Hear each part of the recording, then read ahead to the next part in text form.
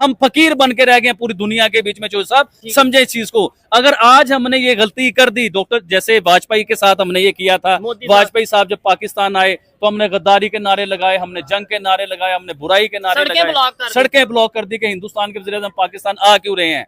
तो ये हमारी गलती थी, ये बेवकूफी थी, ये जाहलत थी हमारी, और आज ये जाहलत हो गई। डॉक्टर जयशंकर कोई छोटा नाम नहीं है, वो वाजपेयी नहीं है, आप ज़हन बना लीजिएगा अपना, वो बड़े ज़हीन और बड़े काबिल इंसान है। पाकिस्तान के इस्लामाबाद में एससीओ की मीटिंग होने जा रहा है और 2016 के बाद 2025 में अब तक पहली दफा ऐसा होने जा रहा है कि इंडिया से कोई बड़ा पॉलिटिशियन, बड़ा लीडर पाकिस्तान में विजिट करेंगे। वो है इंडिया के फॉरेन मिनिस्टर डॉक्टर जयशंकर, जो एससीओ की मीटिंग अटेंड करेंगे। इस बारे में पाकिस्तानियों का क्या कहना है, देखते हैं इस वीडियो में। ने कहा था prime minister Narendra Modi SCO की मीटिंग में पाकिस्तान नहीं आएंगे, तो वो नहीं आ रहे हैं। मैंने कहा था कि उनके और मुख्तलिफ लोगों का नाम लिया था, वो नहीं आ रहे। अच्छा, पाकिस्तान की खुश नसीबी है ये, अगर डॉक्टर जयशंकर पाकिस्तान आ रहे हैं ना, तो ये पाकिस्तान के लिए प्राउड होना चाहिए, पाकिस्तान के लिए खुश नसीबी होनी चाहिए। अब ये भी बताता हूँ कि क्यों है ये सारे मामला। देखिए, डॉक्टर जयशंकर वो कोई छोटा नाम नहीं है, वो एक क्लास है।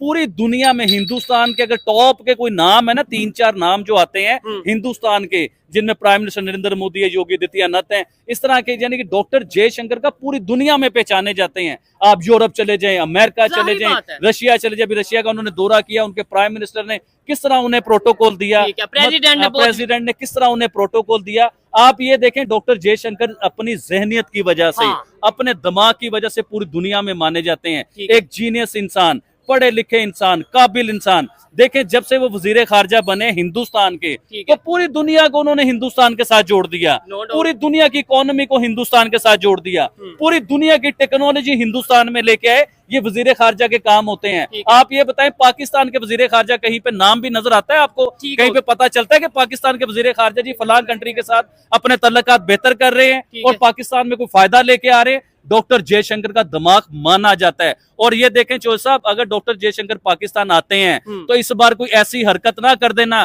कि जिसकी वजह से हमारे तल्लुकात फिर बेहतर होने की बजाय खराब हो। देखिए, उन्हें कोई बहुत बड़ा प्रोटोकॉल मिलना चाहिए, बहुत बड़ी इज्जत मिलनी चाहिए। ये ना हो कि एयरपोर्ट पे नारे शुरू हो जाए, जी हिंदुस्तान का जो यार है गद्दार है, मोदी का जो यार है गद्दार है, हिंदुस्तान से हमने दुश्मनी करनी है। तो इस दफा फिर क्या नारे होने चाहिए? देखे, इस बार नारे होने चाहिए, मैं खुद खड़ा हूंगा भाईजान, मैं खुद नारा लगाऊंगा कि दुश्मनी बिल्कुल नहीं चाहिए, हमें हिंदुस्तान के साथ दोस्ती चाहिए। अगर दोस्ती करेंगे तो हमारी इकोनॉमी बेहतर होगी, हमारा मुल्क बेहतर होगा, और हमारी खुश नसीबी है कि इतना जीनियस इंसान पाकिस्तान आ रहा है पाकिस्तान की अक़वाम मुत्तहिदा के लिए। या क्या पता यही ऐसी सिचुएशन हो कि भाई एससीओ की मीटिंग है, डॉक्टर जयशंकर भी आ रहे हैं, और अगर पाकिस्तान के फॉरेन मिनिस्टर की बात करें या प्राइम मिनिस्टर की बात करें, वो भी हिस्सा लेंगे, तो क्या पता यही आइस ब्रेकिंग मूवमेंट हो, आइस ब्रेकिंग इवेंट हो, इसके बाद इंडिया पाकिस्तान के रिलेशन बेहतर हो, पॉसिबल है।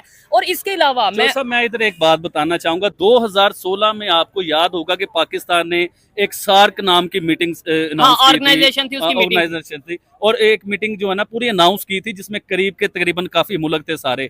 तो उसके बीच में भी हिंदुस्तान को इनवाइट किया गया, हिंदुस्तान के प्राइम मिनिस्टर को। तो हिंदुस्तान के प्राइम मिनिस्टर जब भी नहीं आए थे, उससे 2-3 साल पहले नवाज शरीफ की शादी में ना, उनकी फैमिली की शादी में हालांकि प्राइम मिनिस्टर नरेंद्र मोदी आए थे, लेकिन उसके बाद इमरान खान का दौर स्टार्ट हुआ। इमरान खान ने नारे लगाने शुरू कर दिए, ओए मोदी, ये कर देंगे हम हिंदुस्तान को, हम वो कर देंगे, आरएसएस को हम ये कर देंगे, वो कर देंगे। इस वजह से वो उनके जो है ना कोई भी मिनिस्टर या कोई भी मोदी साहब पाकिस्तान नहीं आए। तो आज देखिए उस सार्क की मीटिंग का क्या बना, वो सार्क तबाह होके रह गया, बिल्कुल फेल हो गया, बिल्कुल खत्म हो गया। इंडिया ने उसे साइड किया अपने आप को, तो वो सार्क ऑर्गेनाइजेशन ही खत्म हो गया। सर, अगर इंडिया आपकी ये वाली मीटिंग में भी नहीं ना आता, तो ये मीटिंग भी बिल्कुल फीकी टाइप मीटिंग हो जाती, जिसकी कोई वर्थ ही नहीं रहती मीटिंग की। तो इंडिया एक जो है ना रीढ़ की हड्डी का काम करता है। सार्क की मीटिंग को फिर उसके बाद चंद साल बाद या कुछ साल बाद उसे फिर दोबारा करने की कोशिश की, तो फिर प्राइम मिनिस्टर नरेंद्र मोदी ने इनकार कर दिया उसे आने से। आज वो सार्क नाम ही खत्म हो गया है, मीटिंग ही खत्म हो गई है, मामला ही खत्म हो गए।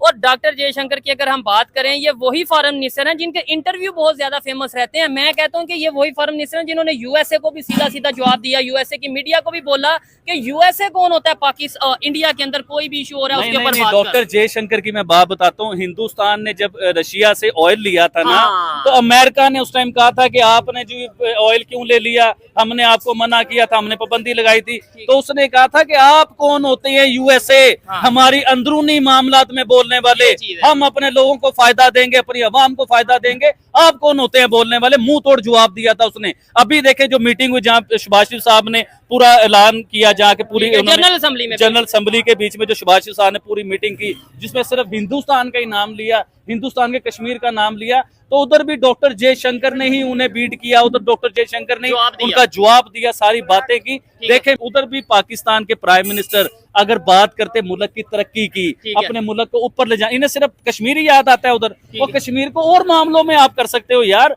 लेकिन आपको उधर तरक्की की बात करनी चाहिए। हिंदुस्तान जी चांद पे जाने की, हिंदुस्तान बात करता है आर्टिफिशियल इंटेलिजेंस की, हिंदुस्तान बात करता है स्पेस की, हम बात करते हैं कश्मीर की। और कब तक कश्मीर की बात करोगे यार? या तो मुझे आप ये बताओ ना, पिछले 20-25 सालों में आपने कश्मीर की इतनी बड़ी जनरल असेंबली में जाके कश्मीर का कोई हल निकला तो मुझे आप बताओ कोई हल निकला? इंडिया वाले तो ये कहते हैं आप जाके 100 दफा जनरल असेंबली में बोलो, यूनाइटेड नेशंस में बोलो, हम यूनाइटेड नेशंस को कश्मीर के मामले में मानते ही नहीं।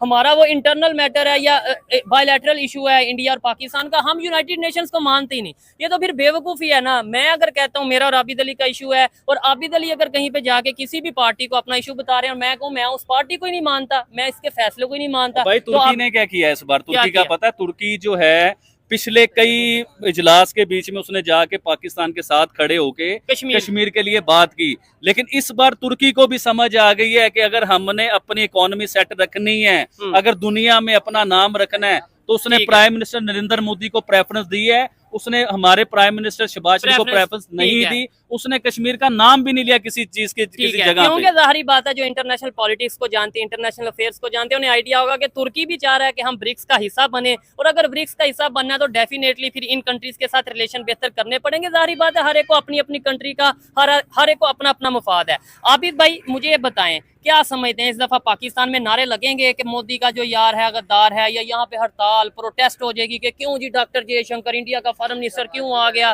तो क्या आपको लगता है, क्योंकि जब वाजपेयी साहब आए थे तब भी नारे लगे, मोदी साहब आए तब भी नारे लगे, मोदी का जो यार है गद्दार है, हर दफा लगते हैं, इस दफा अकल आ जाएगी हमें, या हम फिर जज्बाती के जज्बाती रहेंगे? देखिए चो साहब, मैं इसके ऊपर आपको सिंपल सी बात ये करना चाहूंगा कि जहलत हमारे अंदर से जब तक खत्म नहीं होगी, तालीम हमारे लोगों को जब तक नहीं मिलेगी, एजुकेशन नहीं मिलेगी, इन्हें समझ भी तो आनी चाहिए ना कि सिर्फ गद्दारी के या झगड़ों के या जंग के नारों से मुल्क को क्या मिलता है। मुल्क हमारा किस जगह पे आगे खड़ा हो गया है? हम फकीर बन के रह गए पूरी दुनिया के बीच में। चो साहब समझे इस चीज को। अगर आज हमने ये गलती कर दी, डॉक्टर जैसे वाजपेयी के साथ हमने ये किया था, वाजपेयी साहब जब पाकिस्तान आए तो हमने गद्दारी के नारे लगाए, हमने जंग के नारे लगाए, हमने बुराई के नारे लगाए, सड़कें ब्लॉक कर दी कि हिंदुस्तान के वज़ीर-ए-आज़म पाकिस्तान आ क्यों रहे हैं।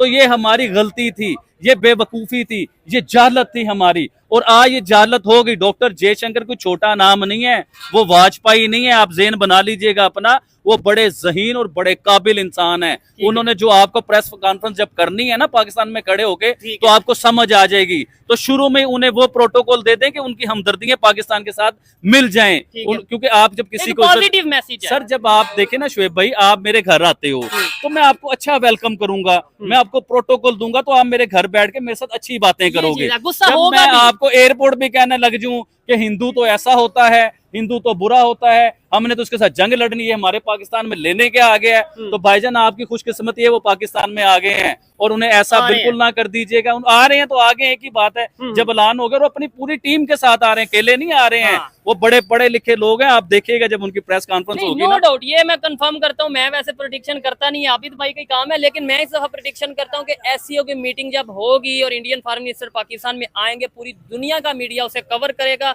और पूरी दुनिया में ये चीज हाईलाइट होगी कि दोस्तों क्या लगता है आपको, एससीओ की मीटिंग से क्या इंडिया और पाकिस्तान का रिलेशन बेहतर होने वाला है? कमेंट जरूर कीजिए।